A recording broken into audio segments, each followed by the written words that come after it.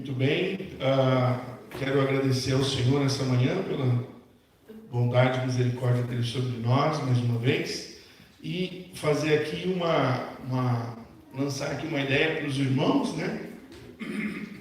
Para a gente aumentar o nosso tempo junto como igreja. A gente tem tentado trabalhar aqui na igreja em algumas áreas para a gente estar mais juntos, se conhecer mais, orar mais uns pelos outros, ter comunhão. Eu sei que às vezes é difícil, porque às vezes a gente mora muito distante, né?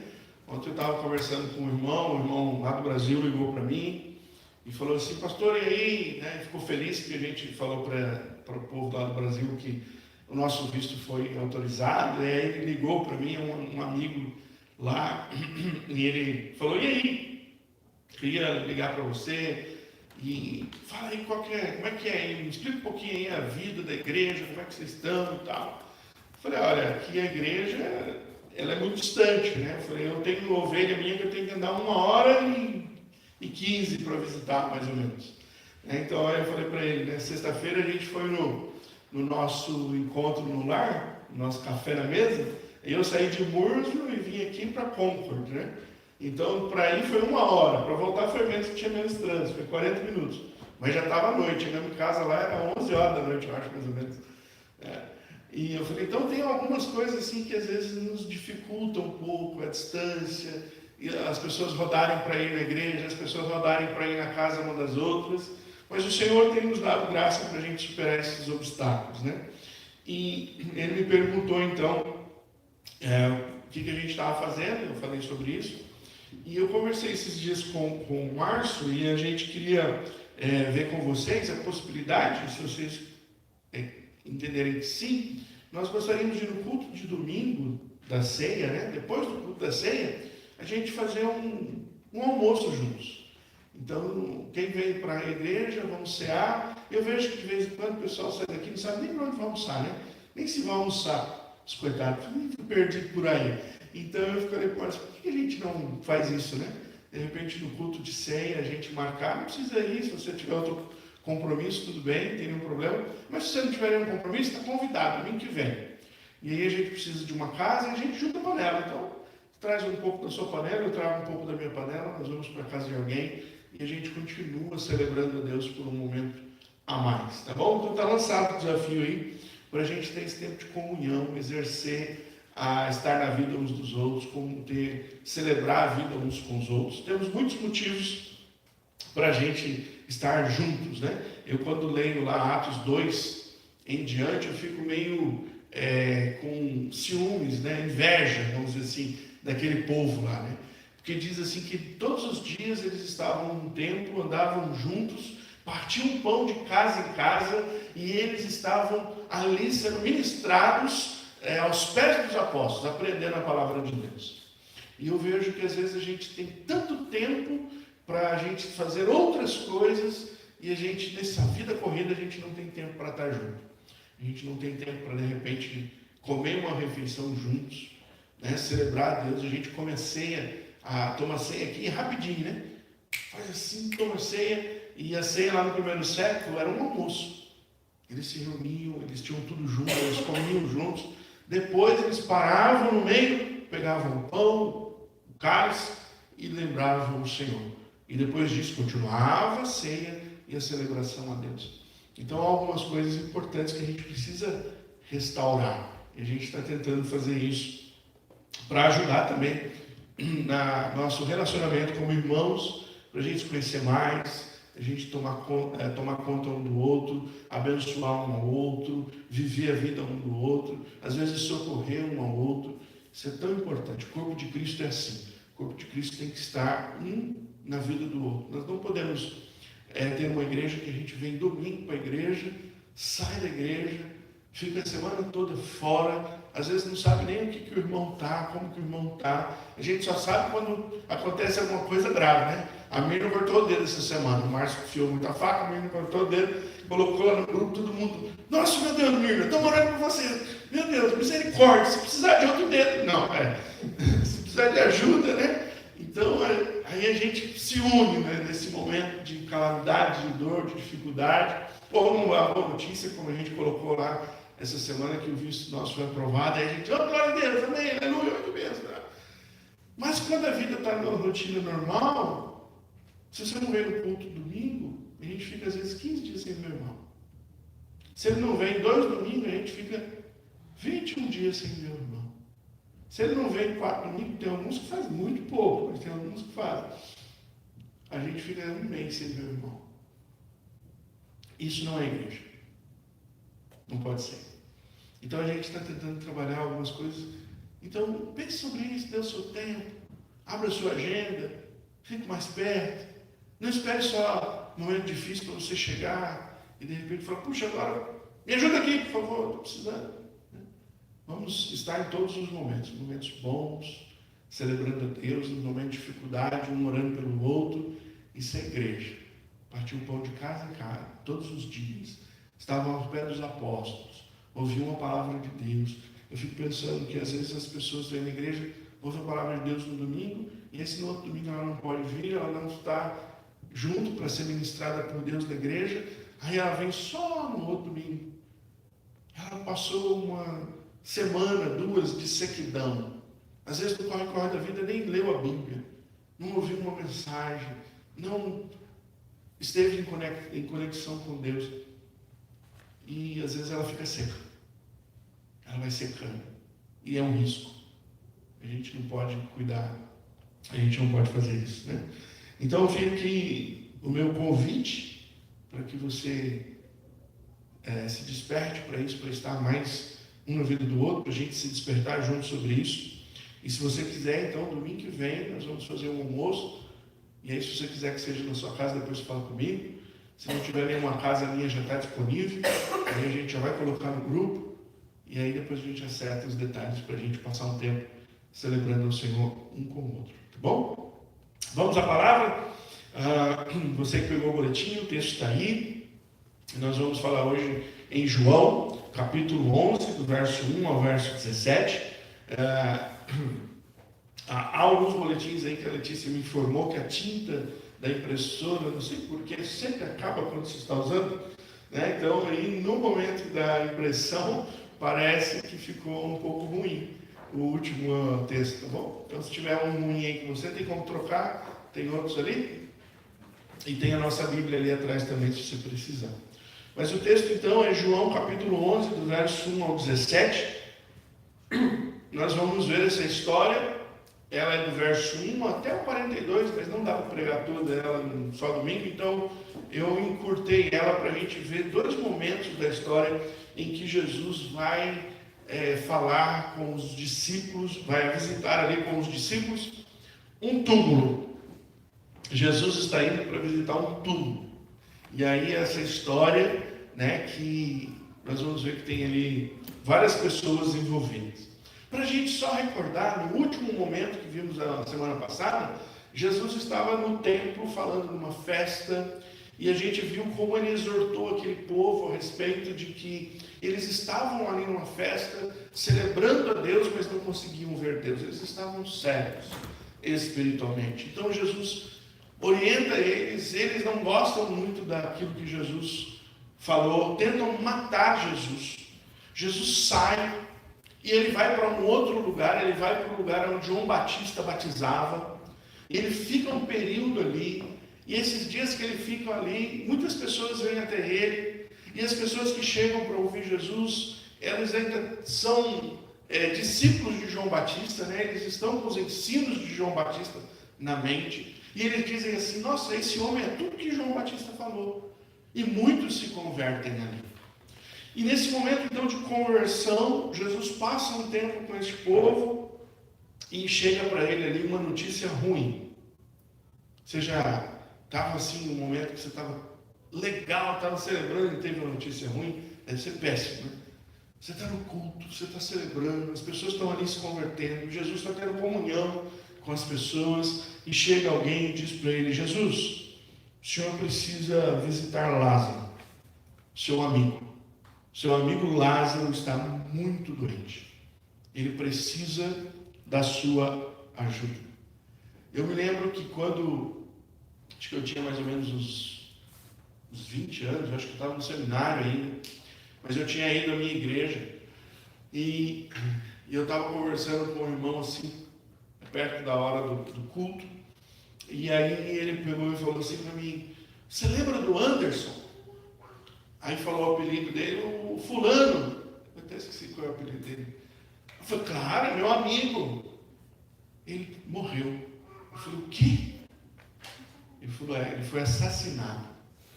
Gente, aquilo me deu um pavor na hora, me deu umas fraquezas na perna, de você receber assim, pum. Era meu amigo, andava comigo na rua, vivia ali comigo, conhecia ele, conhecia a mãe dele, sabia que ele tinha se envolvido com uma mocinha lá, tinha tido um filho, ou dois, com uma moça, já estava com a vida meio andada, e de repente chega alguém para mim e diz assim: ele morreu. Aquilo parece que saiu o chão debaixo do meu pé, quase que eu passei mal na igreja. E aí eu fiquei pensando: poxa, como é ruim. Você está num ambiente de celebração e você ouve uma notícia ruim. Jesus está num momento em que as pessoas estão se convertendo, chegando até ele, o ministério dele está fluindo ali na Judéia, melhor do que em Jerusalém. E na hora do culto chega alguém e diz: Jesus, teu amigo está doente. Você precisa fazer alguma coisa. Vamos ver o texto, no que discorre então essa história, do verso 1 ao 17. Diz assim: um homem chamado Lázaro estava doente. Ele era de Betânia, da aldeia de Maria e da sua irmã Marta.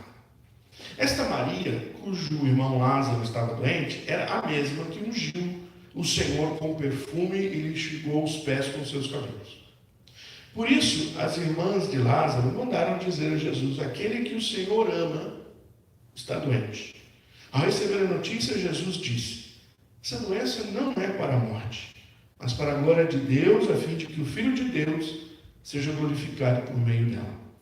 Ora, Jesus amava Marta e a irmã dela e também Lázaro. Quando soube que Lázaro estava doente, ainda se demorou 2 dias no lugar onde estava. Depois disse aos seus discípulos: vamos outra vez para a Judéia. Os discípulos disseram: mestre, ainda há pouco os judeus queriam apedrejá-lo e o Senhor quer voltar para lá. Jesus respondeu: não é verdade que o dia tem 12 horas?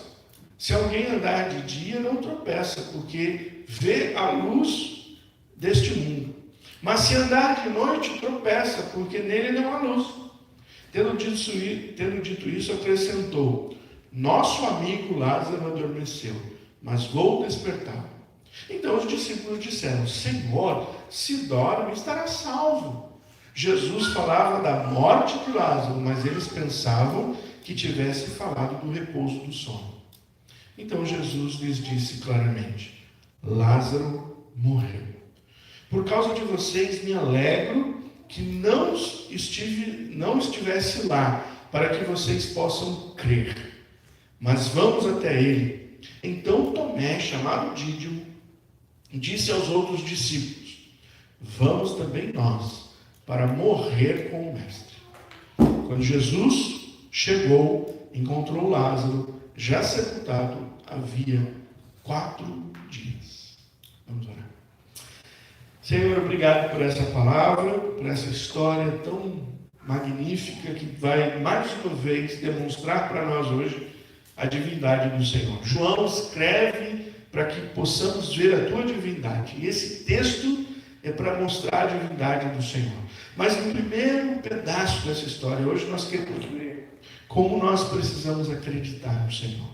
Então desenvolve o nosso coração fé, para que a gente saiba como o Senhor age, a maneira como o Senhor trabalha, para que a gente possa confiar no Senhor da maneira como devemos confiar. É o que nós te pedimos, em nome de Jesus Cristo. Amém. Eu pensando nesse texto, eu trouxe para vocês aí um tema: devemos crer em Cristo nos momentos difíceis. Não é fácil crer em Jesus em nenhum momento. Nós precisamos de fé para crer em Cristo. O homem natural não acredita em Jesus. A Bíblia diz isso. O homem natural não pode ver Cristo. Nós acabamos de sair de uma história onde Jesus está falando no templo com povos religiosos, com o povo dele e o povo dele não cria nele. Agora nós vamos para uma história em que as pessoas precisam acreditar, apesar do momento de dificuldade. Eu queria perguntar para você, se você tem algum momento da sua vida que você passou por uma dificuldade, que você fraquejou na sua fé. Algum momento da sua vida você experimentou uma dor que você achou que aquilo não era justo. Algum momento da sua vida você já orou e não viu a oração respondida e aquilo fragilizou seu coração. Nós olhando para esse texto, nós precisamos perceber se essa relação de Jesus com Lázaro e toda essa história tem alguma coisa a ver conosco na questão da dificuldade. Qual dificuldade você já passou na sua vida que você apresentou a Cristo? Ou qual dificuldade foi tão difícil na sua vida, para ser redundante, que você pensou, poxa vida, será que a minha fé está valendo a pena? Será que a minha vida com Jesus vale a pena? Será que continuar servindo a Cristo vale a pena? Será que não era melhor eu repensar aquilo que eu estou fazendo? Viver de outra forma? Ou esquecer aquilo que eu já aprendi sobre Jesus? Então eu queria que você pensasse hoje, enquanto meditamos nesse texto, teve momentos que você já pensou em parar e desistir? Porque nos momentos difíceis é que nós devemos ter a nossa confiança, a nossa crença em Jesus. Nós vamos ver na história de hoje que vai requerer dos envolvidos muita confiança. Muita confiança porque as suas expectativas com Cristo, a priori, vão ser frustradas. Jesus foi chamado para ir até Lázaro. Lázaro estava doente, ele não vai, Lázaro morre. Há uma frustração na casa de Lázaro. Há um problema ali para ser gerenciado. Como é que Deus deixou chegar na minha vida uma situação a tal ponto? Como é que eu sou abandonado por Cristo a tal ponto? Das coisas darem tão errado, das situações saírem tão do eixo. Como é que isso acontece? Uma família que Jesus amava, pede ajuda, e na hora que mais precisa, na hora que eles mais queriam, Jesus não ajudou. Esse é o momento. Nós vamos ver no final que era para a glória de Deus, como Jesus disse. Nós vamos ver no final que é final feliz. Nós vamos ver que Jesus queria fazer em Lázaro algo extraordinário. Mas naquele momento as pessoas não sabiam disso. Eles só sabiam de uma coisa. Lázaro tem um novo endereço. Ele está ali, naquela pedra. Ele morreu. O que podia ser feito por ele não foi feito. E quem não fez? Cristo não fez. Jesus não ajudou o seu amigo. Muitas vezes essa pode ser a nossa relação com Deus. Poxa, que dificuldade que eu estou passando. Eu estou orando. Eu estou até jejuando. Eu estou acordando 3 da madrugada para orar. Eu estou fazendo corrente de oração.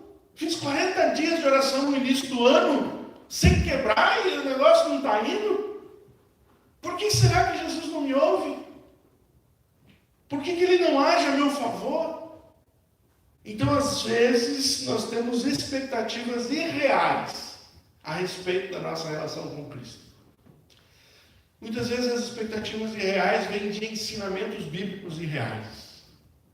Não sei se você já leu um livro, mas se você não leu e gosta de ler, anote. Esse livro vale a pena você ler. Chama-se Decepcionado com Deus. O escritor é Philip Yancey. Se você não leu esse livro, leia. Você vai adorar essa leitura.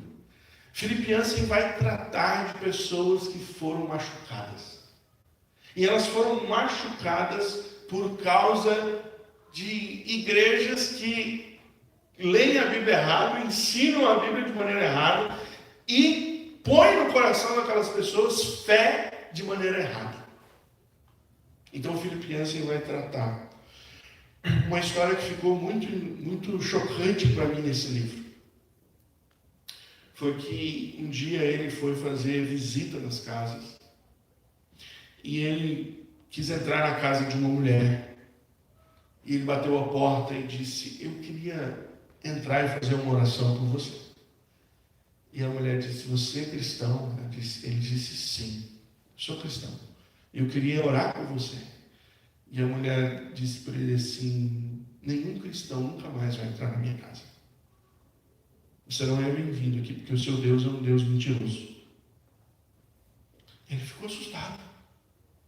Como uma mulher falando com ele pela primeira vez, fala tudo isso para ele, se vomita tudo isso. Ele então pediu licença para a mulher e disse: você pode me explicar?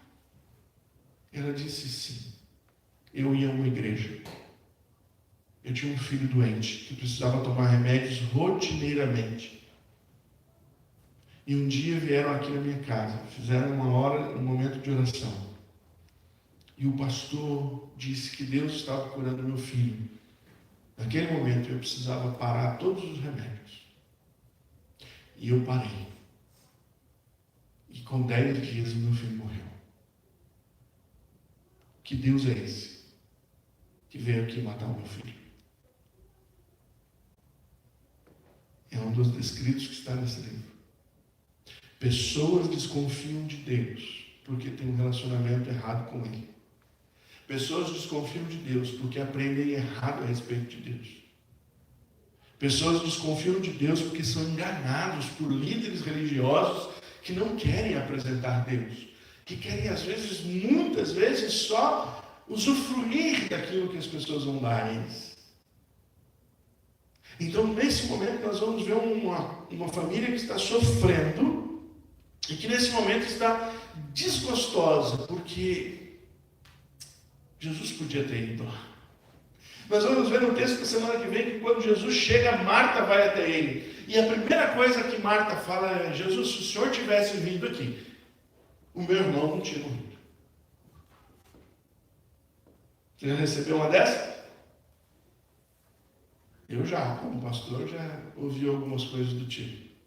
Se o Senhor tivesse vindo, se o Senhor tivesse falado, se o Senhor tivesse passado, se o Senhor tivesse... Algumas pessoas ficam decepcionadas com aquilo que recebem porque, na verdade, não conhecem Jesus. Elas estão num ambiente religioso, mas elas estão longe de Cristo.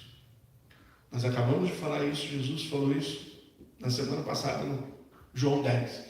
E agora vai vivenciar isso em um momento em que as pessoas não entenderam ainda o que ele queria fazer. Então, primeira coisa que eu quero que você saia daqui hoje pensando: creia em Cristo, confie no relógio de Deus, confie no tempo de Deus. O tempo de Deus não é o nosso tempo. Confie no tempo de Deus, porque Deus tem um propósito maior do que o nosso propósito.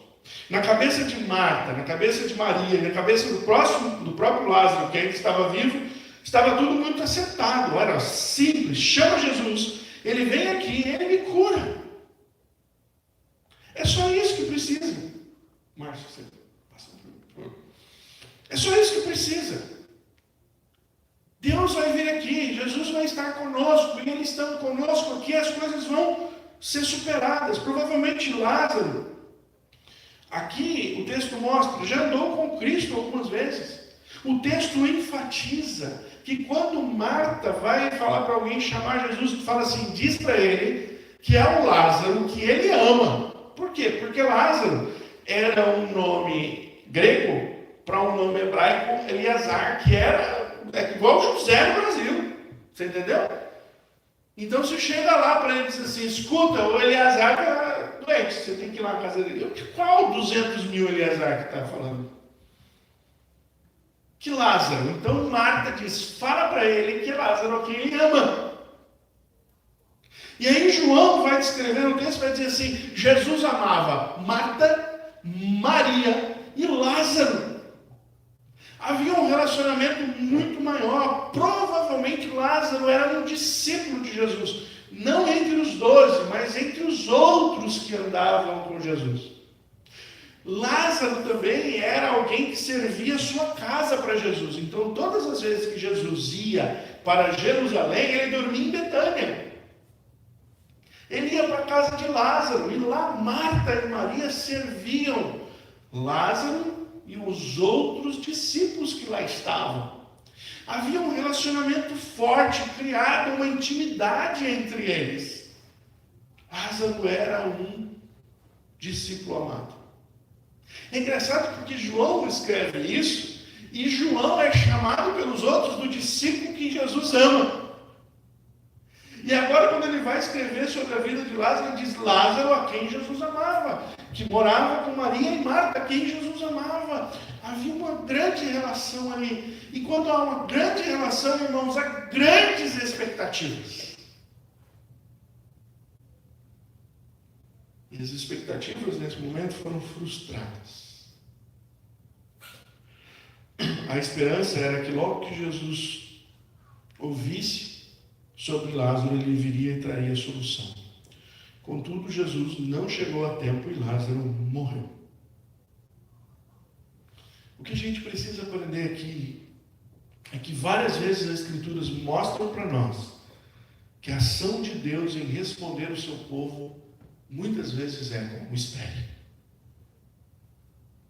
Muitas vezes a sua oração vai receber aonde Deus ainda não. Agora não é a hora. Eu vou fazer de outro jeito. E nós não gostamos disso. Nós não gostamos de se relacionar com Deus que não ouve as nossas queixas e não faz da maneira como a gente quer. A gente não gosta disso. Pergunta para alguém que está agora enfermo, está clamando a Deus por cura, se ele não quer uma cura imediata. Pergunte para uma mãe que tem que levar o filho todos os dias para fazer uma hemodiálise, se ela não quer que o filho seja curado. Pergunte para as mães que estão sentadas na beira da UTI neonatal, esperando o médico passar para dar notícia dos seus filhos internados lá dentro, se elas não querem que Jesus passe lá agora. Pergunte para elas. E todas as respostas dessas pessoas vão ser: eu quero um milagre de Deus e eu quero agora. Eu não quero sofrer mais. Eu não quero mais ter esse sentimento. Eu quero que seja expurgado de mim a dor. Então, muitas vezes, o nosso relacionamento com Deus é que eu quero que Deus haja na minha vida para que tudo aquilo que não é legal, tudo aquilo que me faz sofrer, seja repentinamente retirado pelo poder de Deus. Porque eu sei que Deus pode fazer isso. Claro que pode. Mas às vezes Deus só vai dizer para você: ainda não. Às vezes Deus vai responder para você: não vou fazer desse jeito. Às vezes Deus vai falar para você: não é agora. E você vai ter que continuar tentando compreender e amar a Deus diante das turbulências emocionais, físicas que você vive. Deus disse a Israel, seu povo: eu vou mandar vocês para um sofrimento de 70 anos. Já pensou isso? Deus dá um prazo de sofrimento para o povo dele. Quanto tempo, Senhor? 70 anos. Mas que 70 anos? Se eu entro na Babilônia com a idade que eu tenho hoje, 35, desconfiou que, não entendi. Não dá para sair da Babilônia. Não vou viver até 105, talvez 104, mas 105 não. Então 70 anos é muito tempo para esperar Deus. 70 anos é muito tempo para ver um milagre. E essas pessoas aqui estavam procurando para Jesus: se o Senhor passar essa semana, tem chance. Se o Senhor atrasar, as coisas vão dar ruim. Sabe de uma oração que eu gosto? Está lá no Salmo 70. O salmista começa assim: Senhor, dá-te pressa em socorrer. Não tem problema você orar assim. Não tem problema. Desde que você entenda que às vezes os propósitos de Deus são diferentes daquilo que você está orando. Desde que a sua fé consiga superar a sua frustração. Desde que você confie mais em Deus, esperando pelo relógio dele, do que pela sua própria ansiedade. Desde que você olhe para Deus e diga, tá bom, Senhor. Se vai demorar um pouco, eu espero. A Bíblia diz que Deus é o Senhor do tempo.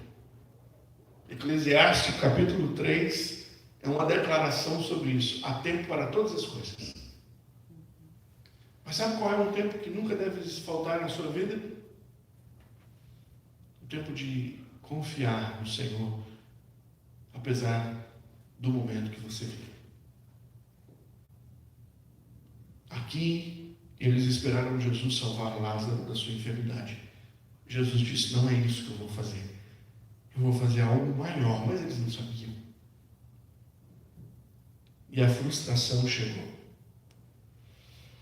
Uma perguntinha, você já questionou Deus sobre o tempo dele em fazer algo para você ou para sua família? Você já fez oração zangada, estressada, dizendo para Deus, ei! Se você já teve isso, e pode ser que você tenha tido vários motivos, os motivos podem ser muito idôneos. Eu imagino duas irmãs vendo o irmão na cama morrendo, e orando e pedindo, e sabendo que se Jesus chega ali e faz igual fez com a sogra de Pedro, põe a mão nela, ela levanta. Elas confiavam na cura, mas precisavam aprender a confiar na maneira de Deus agir. Confie no relógio de Deus. Creia que Deus não abandonou, mas que Ele tem um tempo diferente que o seu. Segunda coisa que eu quero que você veja nesse texto. Confie nele, mesmo que em risco de vida. A segunda parte do texto é muito interessante. Jesus diz que nós precisamos voltar. Nós estamos aqui, a gente tem que ir lá para Jerusalém, para a Judéia, ali, nós vamos passar em Betânia. E aí os discípulos mandam a cabeça, mas rapaz, a gente acabou de sair correndo de lá. A turma fechou o templo, queria matar o Senhor. Eu imagino que entre linhas aqui o assunto foi, meu amigo, vocês viram o trabalho que deu para tirar Jesus de lá? Vocês viram o que a gente teve que fazer? Acabamos de livrar o homem de ser morto, e para onde que ele quer ir? Para lá de novo. Não, Senhor, não dá. E aí Jesus tem que explicar para eles o motivo que eles tinham que voltar. E eles não estavam preocupados só em que as pessoas queriam matar Jesus, eles estavam preocupados porque eles, estando com Jesus, eles também poderiam ser o alvo. O problema não é só o mestre morrer, o problema é o mestre morrer e os discípulos também. E eu sou um discípulo. Eu não estou preocupado só com a vida dele, estou preocupado com a minha. Então isso preocupou os discípulos, porque eles estavam na mira. Mas Jesus diz, eu preciso voltar.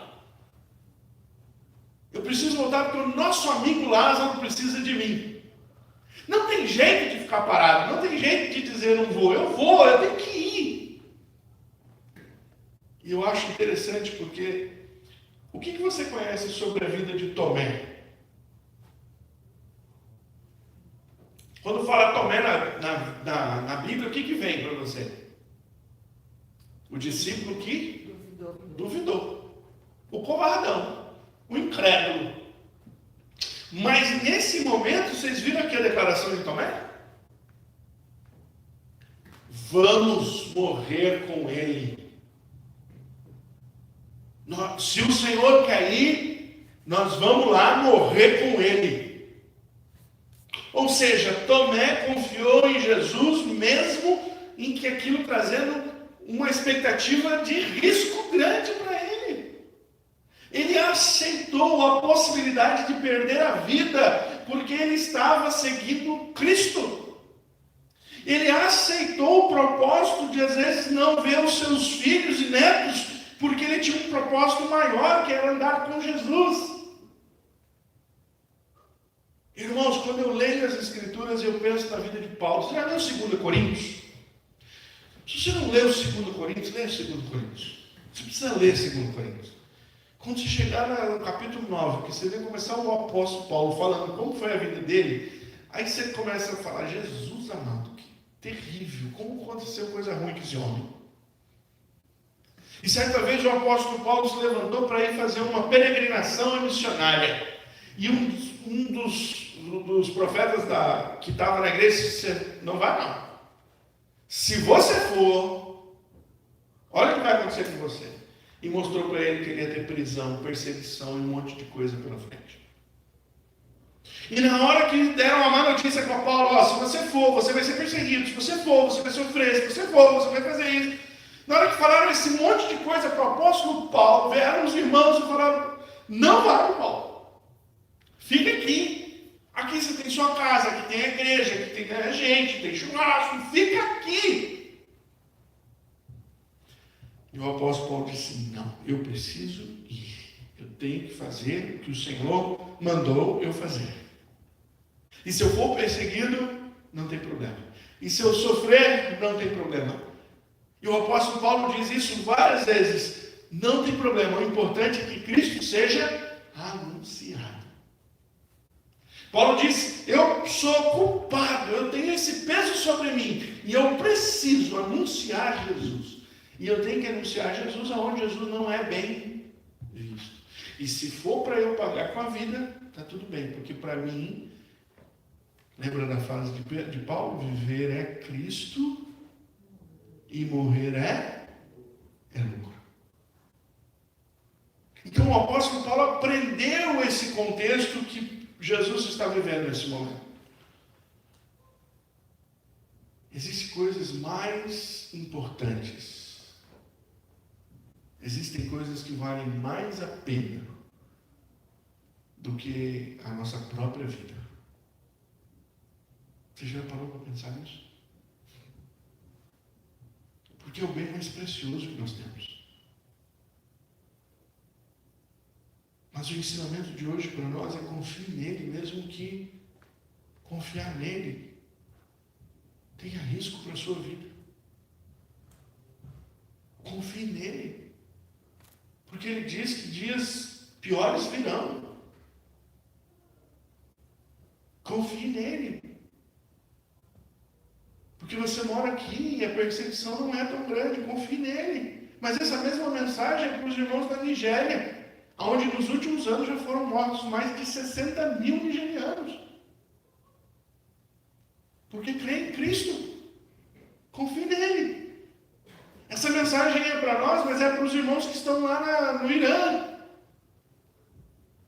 Que não pode se falar abertamente de Jesus, mas você sabia que pelos dados últimos das missões que visitam esses povos menos favorecidos com a pregação do Evangelho, o Irã é um dos lugares que mais tem se convertido gente nos últimos tempos. A igreja do Irã está crescendo em meio a um sufoco. Confie nele. Na China, onde agora o presidente colocou lá novas regras para os cristãos. Nenhum pastor pode pregar na web deles mais. Não pode. Não pode ter ensino, não pode ter nada.